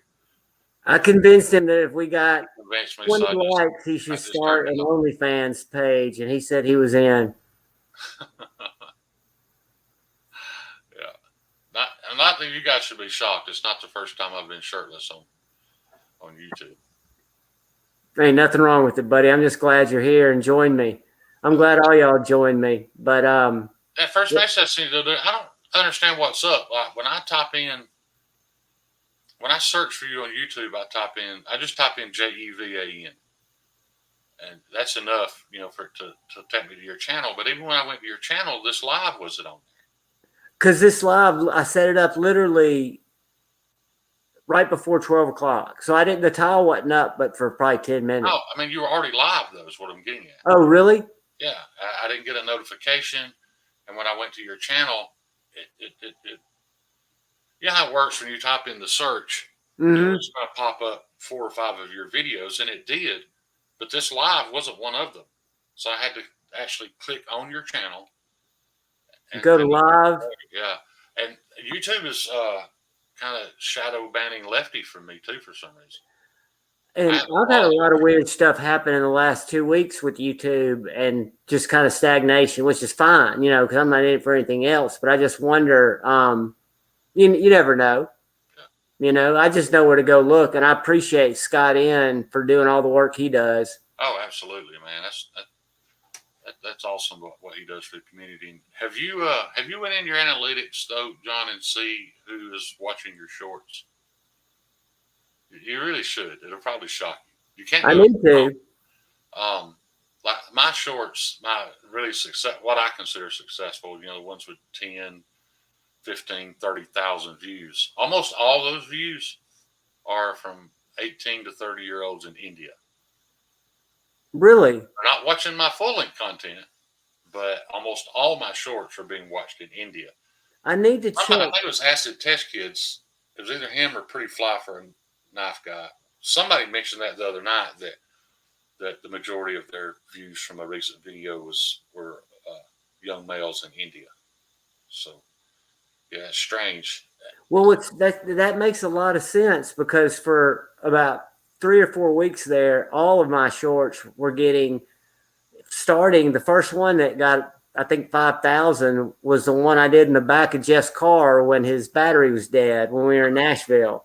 Yeah. And I did that little short, and it just started blowing up. Yeah, people don't know that was kind of an experiment. Yeah, well, I posted the same short. I put the hashtags that you told me to put in there. Hashtags, everything. And what's strange is how close our viewer count was, because mine ended up stopping at 4.8 thousand. I think yours was 5.1, wasn't it? Yeah. Yeah. But pretty much that. I mean, it was 2 different videos, but inside the same car, the same knife, the same tags, everything was the same, and they both ended up right at 5,000. That was pretty interesting. It's weird. I need to go look in those, see who those are, because I noticed when I look at my overall analytics, it's mostly from the U.S. Yeah.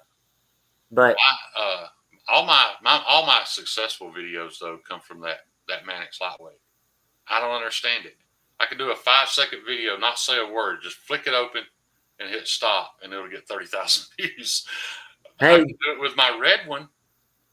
That's actually more expensive, and I'm lucky if it gets 1,000 views. I don't understand it.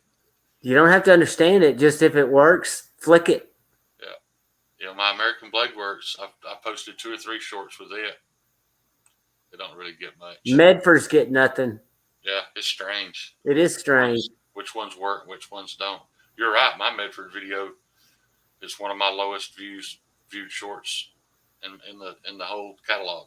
Yeah, I think he's just so polarizing, and a lot of people just, I can remember a time when it had nothing to do with his views. It was just I didn't like the knives. Yeah. There was a time when I didn't care anything about a Hinderer knife. My tastes have changed as much as anybody's.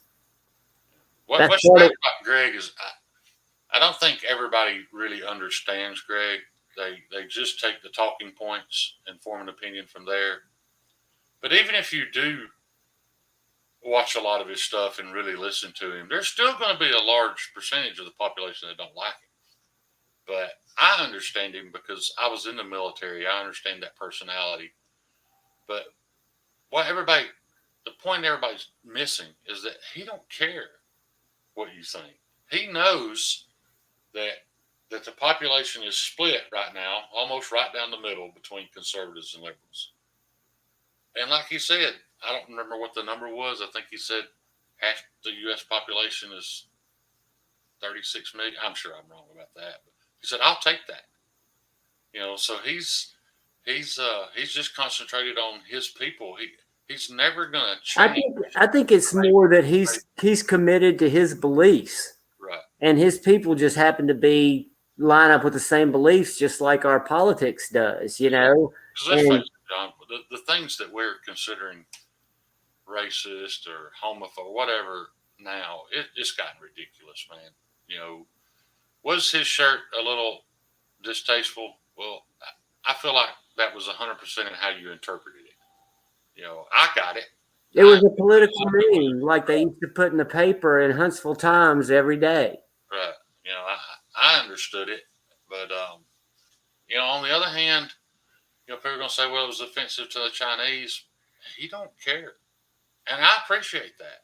I appreciate when people have opinions that don't line up with mine.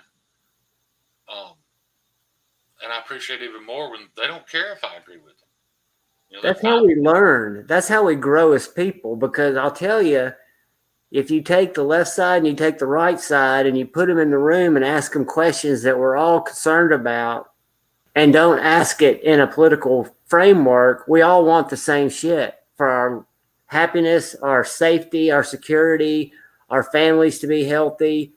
There's not a lot of disparaging there. It's just the government works when there's friction, and it's unfortunate, but it is, and we just roll through it, and that's why we have groups of people that we know are authentic, and that's why it's so disheartening. One thing that I enjoy about this community is that so far, for the most part, we don't have to be the same. There's guys in this community that believe differently than I do, and we still get along fine. That's one thing I do enjoy about this. We put our differences aside while we're in the chats or while we're at Blade Show.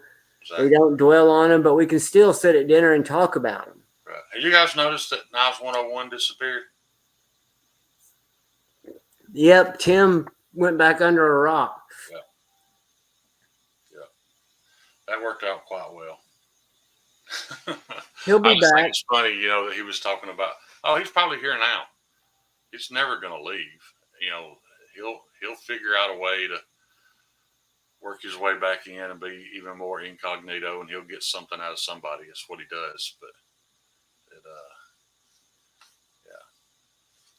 I just thought it was cute. The way he was acting like he was all up for. Yeah, man, I'll join. I'll come live. Poof, gone. After he ate his pizza. Yeah. Kyle, I do love flat earthers. I love everybody. Even if you want to believe that the earth is flat, that's fine. I'm going to laugh at you, but hey, you can laugh at me for, sitting here shirtless on YouTube. You can laugh at me because I forgot to put my teeth in before I came on. There's plenty of shit to laugh at me about. I don't care. Hey, if we can't laugh at ourselves, we're taking ourselves too damn seriously. Right. Yeah, exactly, man. People just need to, accept that we're not all going to believe the same thing and move on. Exactly. Yeah. Move forward with debate, not hate.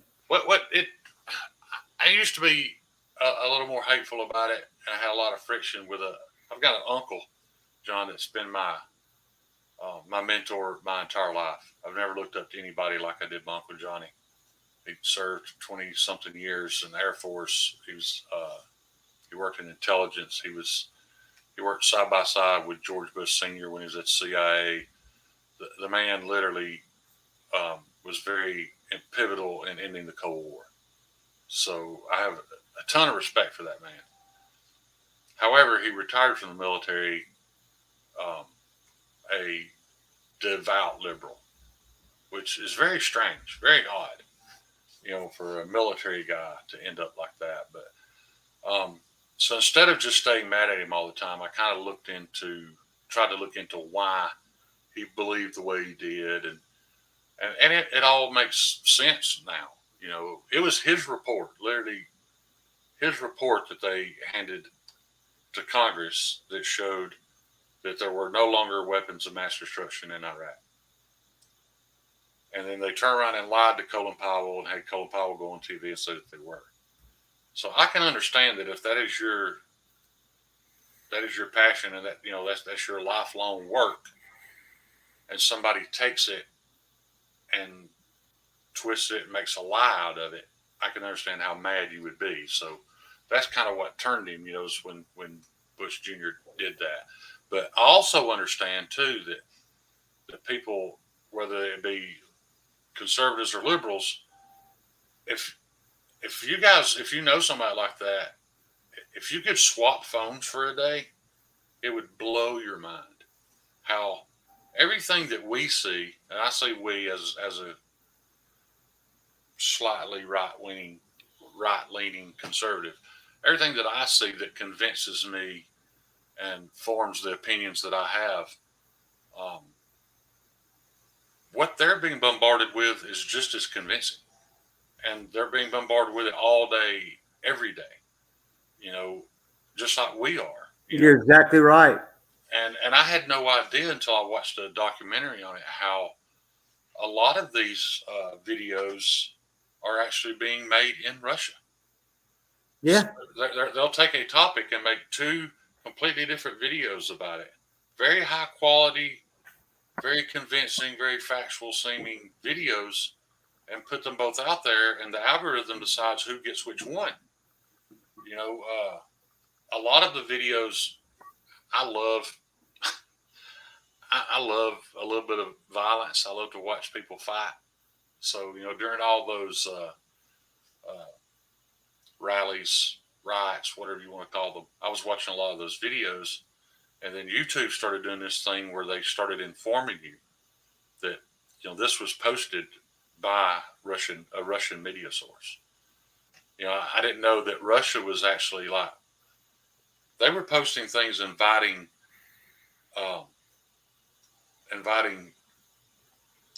these right-wing people to a rally.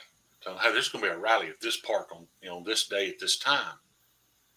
When nobody really organized it, they just started advertising it. So all these people would show up, but at the same time they were posting that, hey, there's going to be this liberal rally at this place at this time. They were orchestrating having those people at the same place at the same time, to cause even further division. Hey, Craig Wilkes. It's crazy that how easily manipulated we are nowadays, though. And the reason it's so easy to manipulate us is the social media platforms are catalysts for that misinformation, because their whole algorithm is to get engagements. Right. So if they know they send you or me something in our feed that's going to either enrage us or that we're going to agree with, we're going to be more likely to engage with it, read it, comment on it. The same with whatever other opposing side is. So if you're... And it's easy to change, because when I got into the knife community, my Facebook, which I rarely ever check anymore, but my Facebook literally was 100% all it was conservative news. And the majority of that was on a hateful, aggressive kind of side. And within about a month, my Facebook and my Instagram now, every post as you scroll up is a knife. Knives, and I've got girls. Or it's a knife guy posting a picture of his dog, but it's all, I don't think I'll ever be able to get the scantily dressed women out of my algorithm, though. No, because there's a way, the simplest way, because it's gotten a lot harder to target on Facebook for different likes and dislikes because that's the business I'm in. But male and female is very easy. So I'm convinced that the reason I get all the big breasted women is not because I'm clicking on them. It just knows that men in my age demographic don't find that annoying. Right. And I'll be honest with you, I don't find it annoying. Yeah. Because I know looks are the way to go, buddy. Especially Kyle. I know he's not going to believe this, but I don't actively search for half naked women on Instagram. But when I hit my search button, that's all that shows up. That's all that's there. Me too. If I go to find a channel, if I scroll down, I might find a knife picture, but that's all that's in my search. Explore. Anything in. Yeah, they call it Explore on Instagram instead of search. So when you click on that little magnifying glass, that's all I see too. Yeah.